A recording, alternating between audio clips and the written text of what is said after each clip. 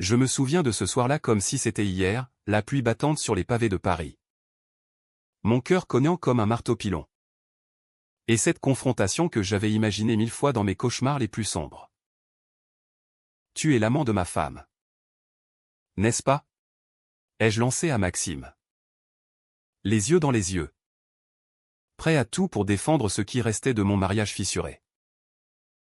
Mais ce que j'ai découvert ce soir-là n'était pas une simple trahison hétérosexuelle, c'était le miroir de ma propre âme tourmentée. Un secret qui allait nous plonger tous les deux dans un tourbillon d'amour interdit. De mensonges et de rédemption au cœur de la France éternelle. Je m'appelle Clément. Et à 32 ans. Je vivais une vie qui semblait sortie d'un roman de Balzac, un appartement haussmannien dans le Marais. Un poste respectable d'avocat spécialisé en droit familial. Et un mariage avec Sophie, ma compagne depuis l'université. Nous nous étions rencontrés à la Sorbonne. Elle avec ses rêves de journalisme. Moi avec mes ambitions de justice sociale. Notre union était un tableau parfait pour les dîners mondains, des amis influents. Des voyages en Provence. Et même un chat persan nommé Baudelaire. Mais derrière cette façade, je portais un fardeau invisible. Un secret que j'avais enfoui au plus profond de moi depuis l'adolescence. J'étais gay.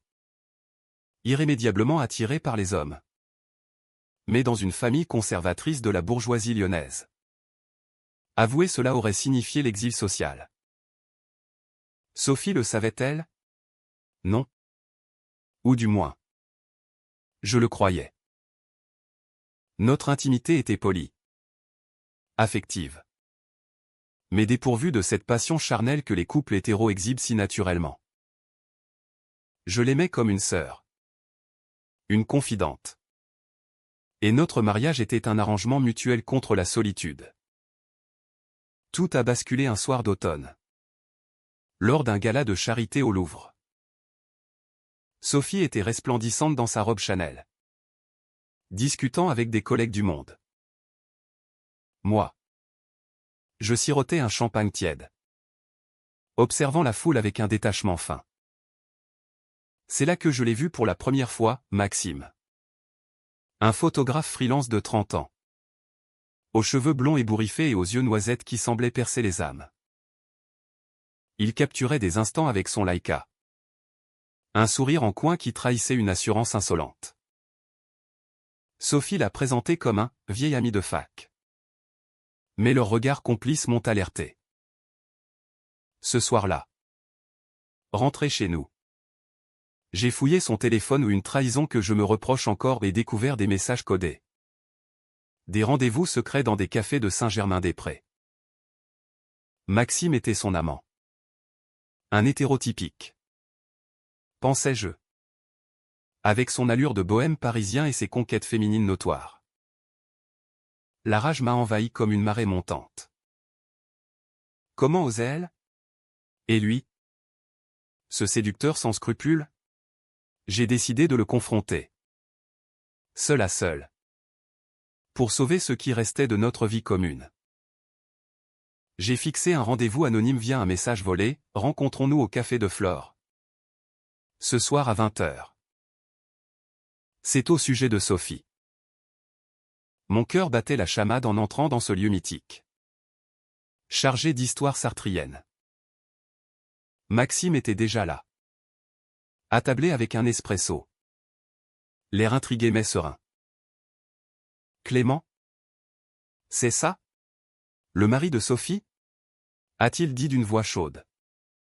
Avec cet accent du sud qui rappelait les vignes de Bordeaux. J'ai explosé, oui. Et toi? Tu es son amant. Comment as-tu pu? Elle est mariée. Bon sang. Il a pâli.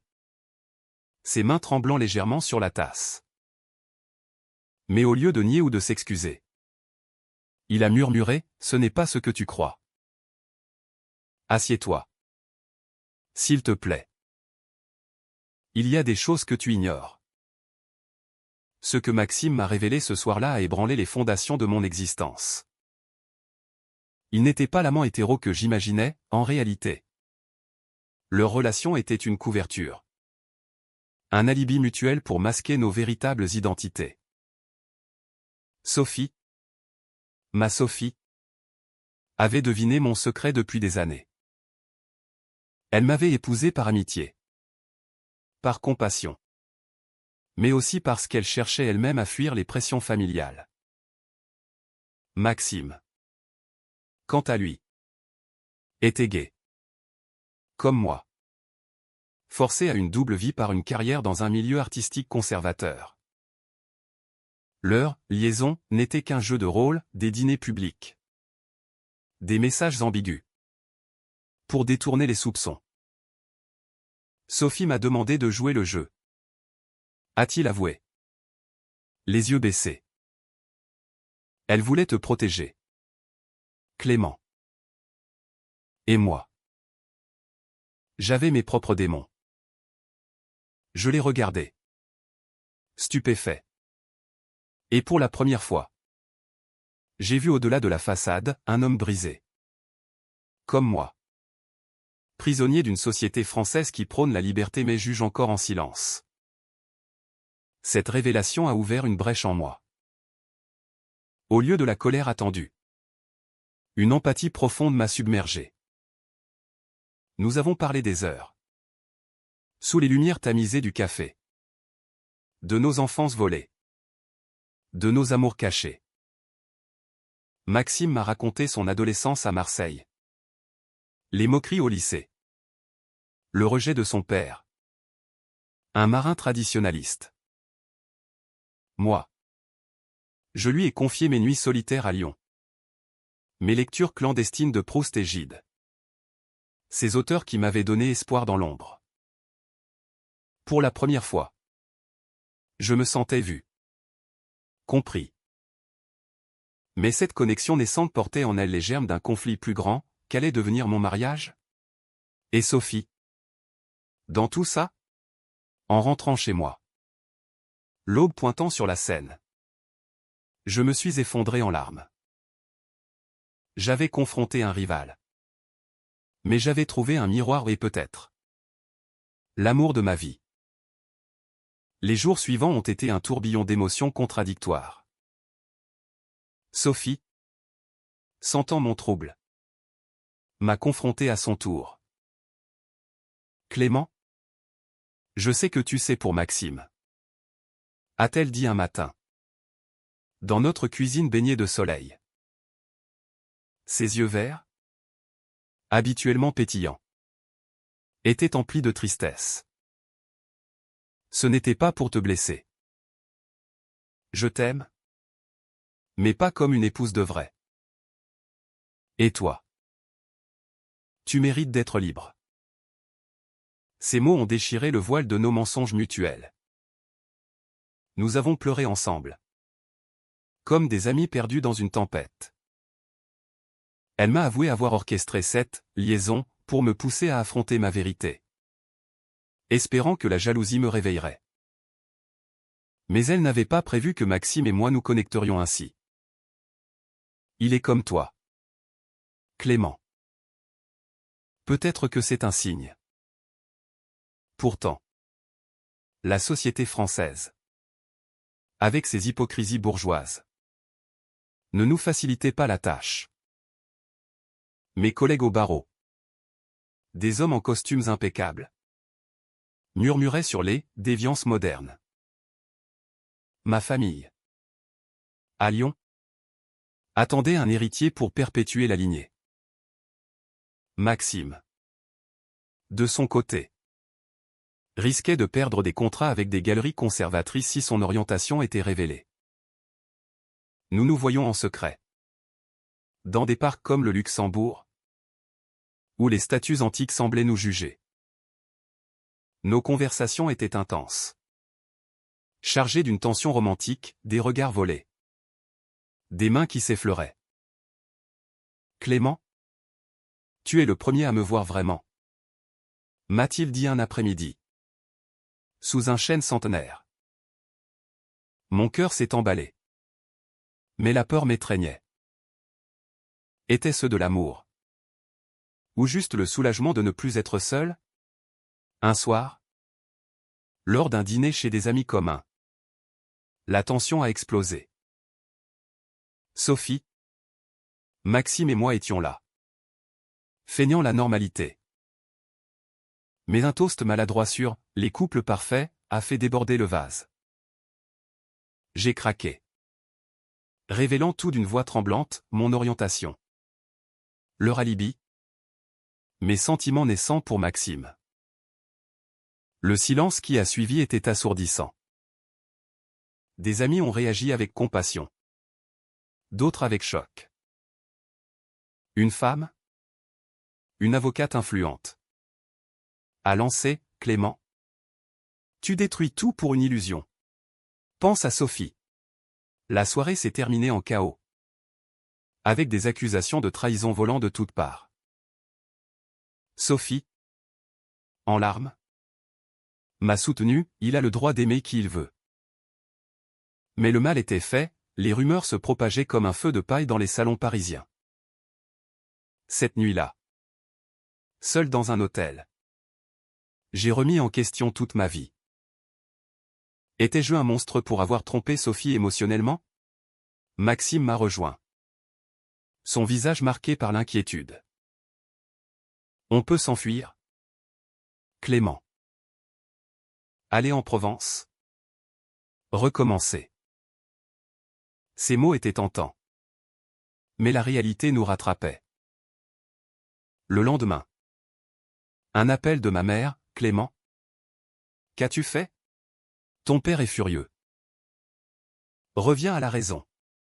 Les pressions familiales, sociales, me poussaient vers l'abîme. Pourtant, au milieu de ce tumulte, une lueur d'espoir, l'amour que je ressentais pour Maxime était pur. Authentique. Un baume sur mes blessures. Les semaines qui ont suivi cette révélation publique ont été un véritable enfer psychologique. Paris, la ville des Lumières, me semblait soudain plongée dans une obscurité oppressante. Je me réveillais en sueur, hanté par des rêves où Sophie me regardait avec reproche, où Maxime disparaissait dans la foule des Champs-Élysées. Mon cabinet d'avocat bourdonnait de murmures, des clients conservateurs annulaient des rendez-vous, prétextant des conflits d'intérêts. Clément, tu es un excellent juriste. Mais cette affaire personnelle nuit à ta réputation, m'a dit mon associé. Un homme d'une soixantaine d'années aux principes rigides. Je me sentais comme un paria dans ma propre vie. Un héros tragique d'un roman de Zola. Écrasé par les conventions sociales. Maxime, de son côté, affrontait ses propres démons. Ses expositions photos étaient menacées, un galeriste influent de la rive gauche lui avait retiré un contrat, arguant que l'art doit rester pur, sans scandale personnel.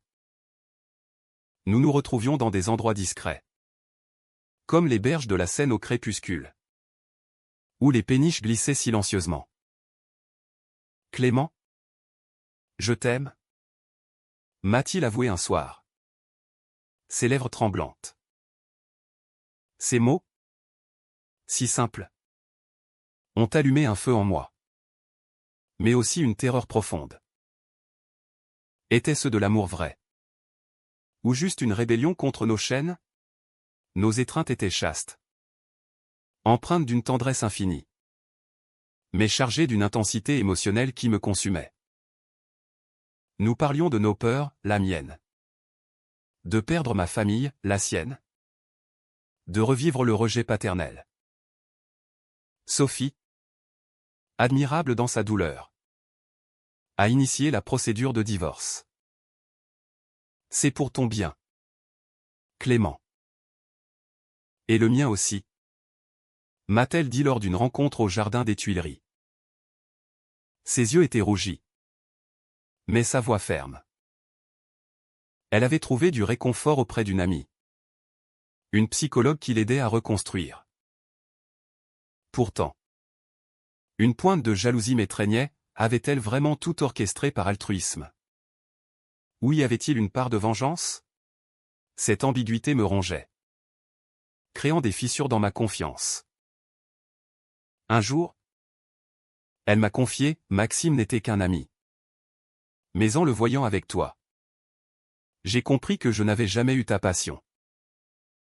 Ça fait mal. Mais c'est libérateur. Ces mots m'ont ému aux larmes, notre amitié survivrait. Peut-être plus forte. Mais le destin, cruel comme dans une tragédie cornélienne, nous a réservé un coup inattendu. Lors d'un voyage en train vers Lyon pour affronter ma famille, j'ai reçu un message anonyme, Maxime n'est pas qui il prétend. Demande-lui pour Antoine. Mon sang s'est glacé. Antoine? Un nom surgit du passé. De retour à Paris, j'ai confronté Maxime dans son atelier du Montmartre, entouré de photos en noir et blanc évoquant les rues pluvieuses de la capitale. Qui est Antoine? Ai-je demandé. La voix brisée. Il a blêmi, s'asseyant lourdement sur un tabouret. C'était mon ex. Clément. Un amour de jeunesse. À Marseille. Il s'est suicidé il y a 5 ans. À cause de moi. Les détails ont jailli comme un torrent, une relation passionnée. Cachée. Qui avait mal tourné quand le père d'Antoine avait découvert.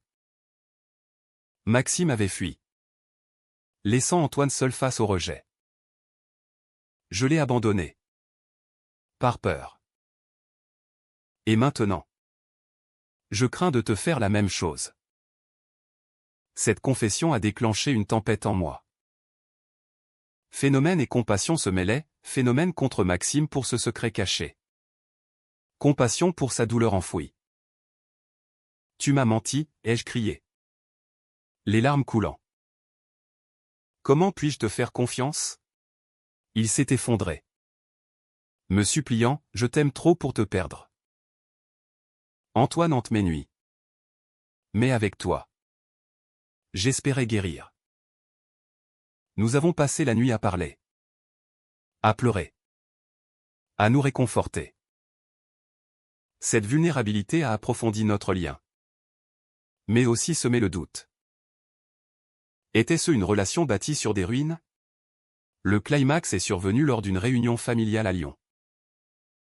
Ma mère, une femme élégante aux cheveux grisonnants, avait organisé un dîner dans notre maison bourgeoise des Brotteaux.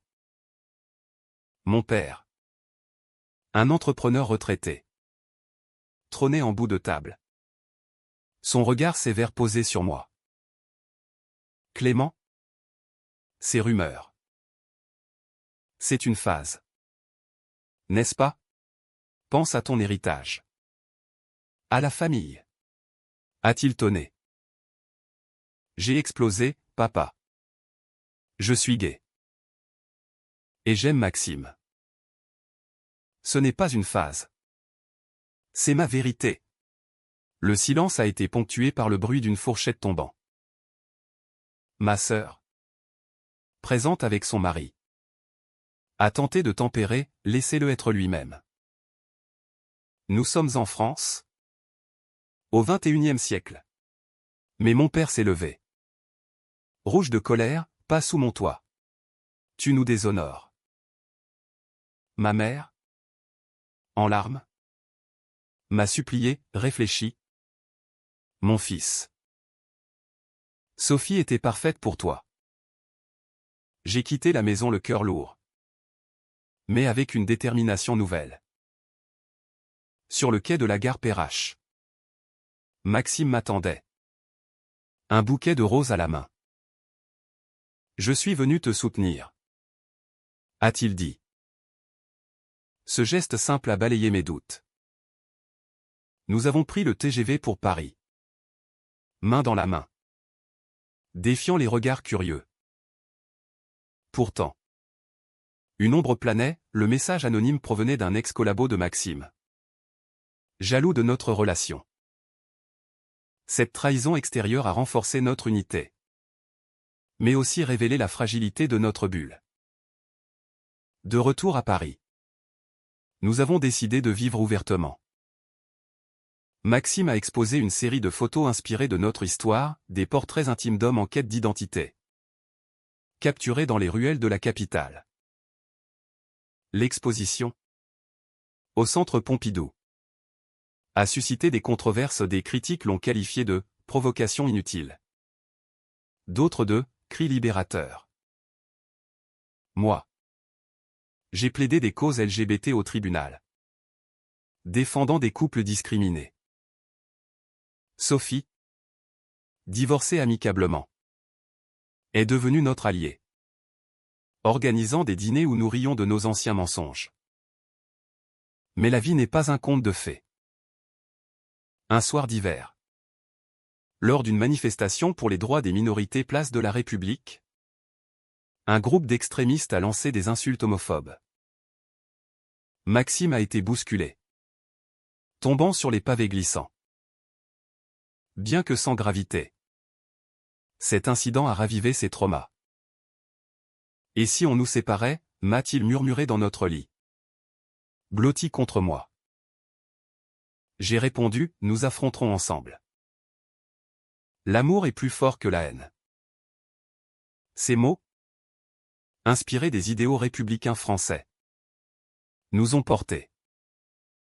Au fil des mois, notre relation a évolué vers une profondeur insoupçonnée, mêlant romance et épreuves quotidiennes. Paris devenait notre sanctuaire, des promenades le long du canal Saint-Martin, où les écluses symbolisaient les barrières que nous franchissions, des dîners chez des amis progressistes, où nous débattions de la loi sur le mariage pour tous, rappelant les combats de 2013. Maxime, avec son œil d'artiste, capturait ces moments, une photo de nous deux sous un pont. Nos silhouettes enlacées contre le coucher de soleil. C'est notre histoire. Clément, disait-il. Et je sentais mon cœur se serrer d'une joie mêlée de peur. Pourtant, les conflits intérieurs persistaient. J'avais des crises d'angoisse, imaginant un avenir sans enfant, un rêve que Sophie et moi avions caressé. Serons-nous assez pour nous-mêmes, me demandais-je lors de nuits blanches. Maxime, hanté par Antoine, doutait de sa capacité à aimer sans détruire. Une thérapie de couple, recommandée par Sophie, nous a aidés. Notre psy, une femme bienveillante du quartier latin, nous encourageait à explorer ses abysses. L'amour vrai naît des cicatrices, disait-elle, citant Lacan. Ces sessions ont révélé des vérités douloureuses, ma tendance à la répression émotionnelle. Héritée de mon éducation, la culpabilité de Maxime. Un fardeau qu'il portait comme un sac à dos trop lourd. Un événement inattendu a exacerbé ces tensions. Lors d'un festival photo à Arles, Maxime a retrouvé un ancien ami d'Antoine, qu'il a accusé publiquement de négligence. « Tu l'as laissé mourir » a crié l'homme dans la cour du cloître Saint-Trophime. Maxime s'est effondré. Et j'ai dû le soutenir face à la foule curieuse. Ce soir-là, dans notre chambre d'hôtel surplombant les arènes romaines, il a craqué, peut-être que je ne mérite pas le bonheur. Clément. Peut-être que je te tire vers le bas. J'ai nié farouchement. Mais au fond, une graine de doute germait. Était-ce de l'amour? Ou une codépendance née du trauma? De retour à Paris, une nouvelle trahison nous a frappés. Sophie, dans un moment de vulnérabilité, m'a avoué avoir eu une brève liaison réelle avec Maxime avant notre confrontation. C'était pour tester. Pour voir si je pouvais t'aider à te réveiller. A-t-elle expliqué. Les yeux emplis de remords. Cette révélation m'a dévasté, phénomène contre elle pour ce mensonge. Contre Maxime pour son silence. Comment avez-vous pu, ai-je hurlé lors d'une confrontation à trois dans un bistrot de Montparnasse. Maxime a admis, c'était une erreur. Clément. Une nuit confuse. Rien de plus. Je t'aimais déjà sans le savoir. Sophie. En larmes. A ajouté, je voulais te libérer. Mais j'ai mal agi. Pardonne-moi. Cette scène, digne d'un film de Truffaut, a mis notre trio à l'épreuve. J'ai fui, errant dans les rues pluvieuses, questionnant tout. Après des jours de silence, j'ai réalisé que la trahison n'était pas fatale. Elle était humaine. Imparfaite, comme nous tous. J'ai pardonné. Non par faiblesse, mais par compréhension profonde. Nous sommes tous brisés. Mais ensemble, nous guérissons. Ai-je dit à Maxime lors de nos retrouvailles au Sacré-Cœur. Notre étreinte, sur les marches dominant la ville, était un serment muet. Mais la société ne nous épargnait pas. Mon père, refusant de capituler, a tenté une ultime manipulation, il a contacté Maxime, l'accusant d'avoir corrompu son fils. Laisse-le tranquille. Ou je révèle ton passé. A-t-il menacé.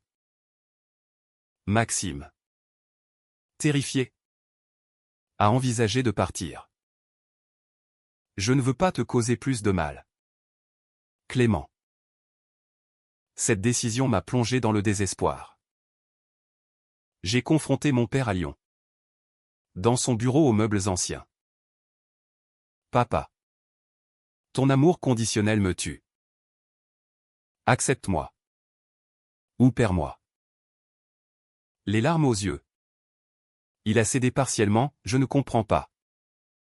Mais tu es mon fils. Ce compromis a ouvert une brèche. Maxime est resté. Et nous avons planifié un voyage en Normandie. Pour nous ressourcer. Sur les falaises d'Étretat. Face à la mer déchaînée. Nous avons échangé des vœux informels. Je t'aime pour tes failles. Maxime. Ses yeux brillaient, et moi pour ta force. Ce moment romantique.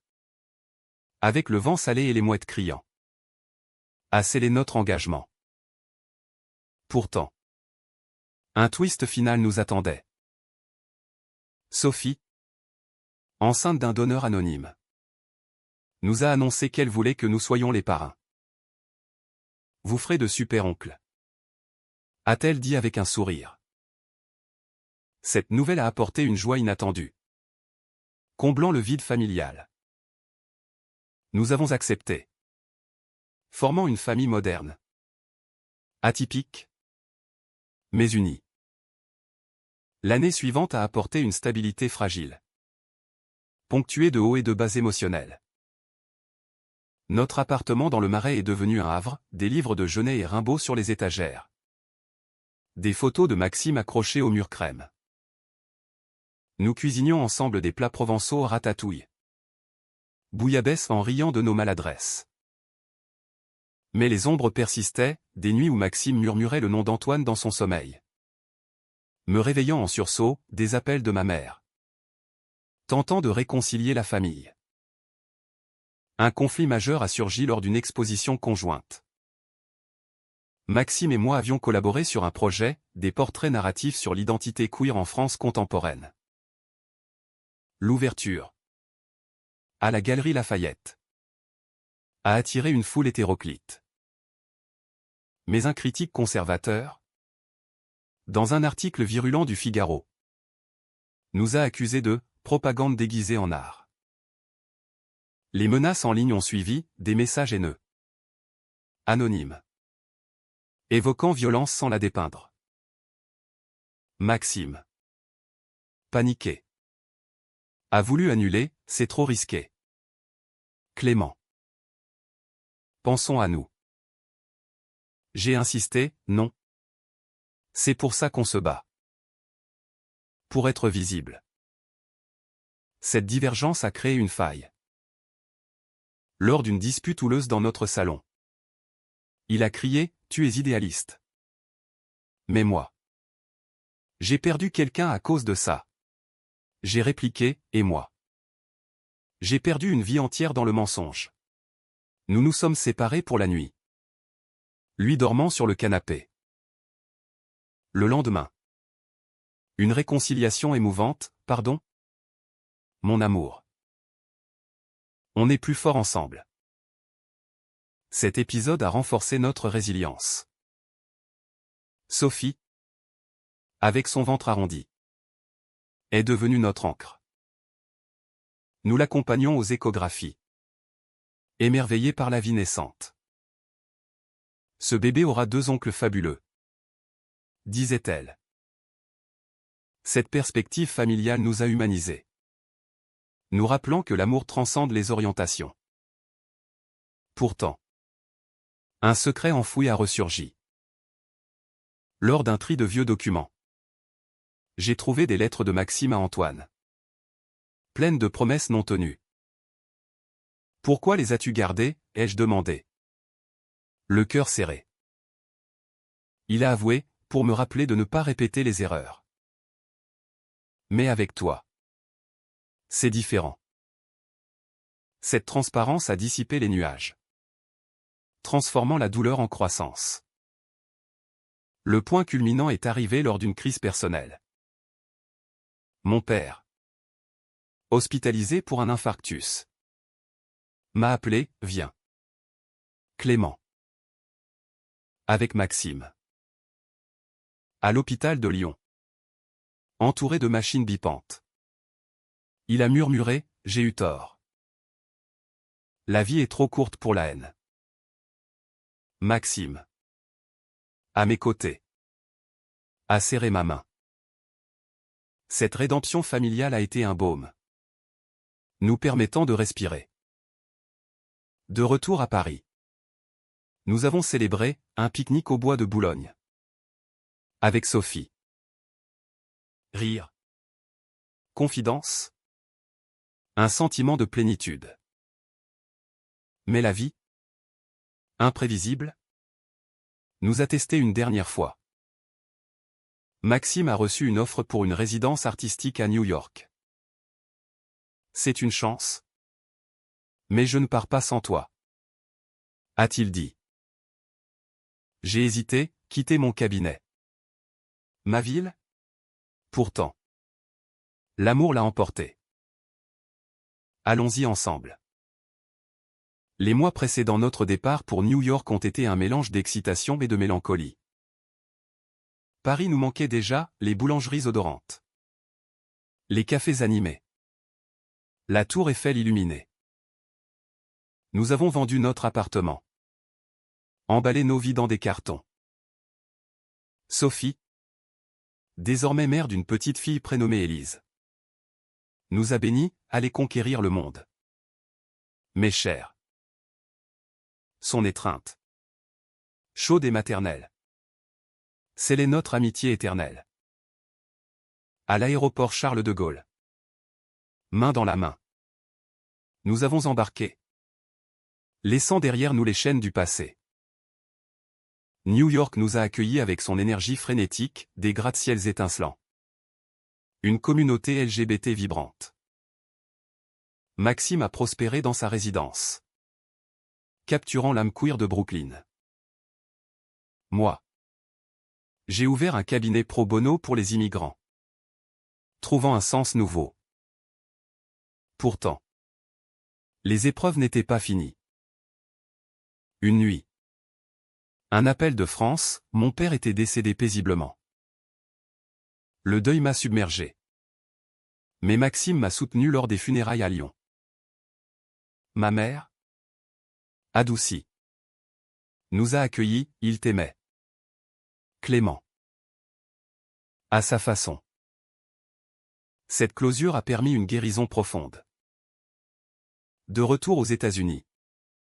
Notre amour a fleuri sans entrave. Des promenades à Central Park. Des dîners romantiques à Greenwich Village. Clément, Tu es mon encre, disait Maxime. Et moi, et toi. Ma lumière. Des années plus tard.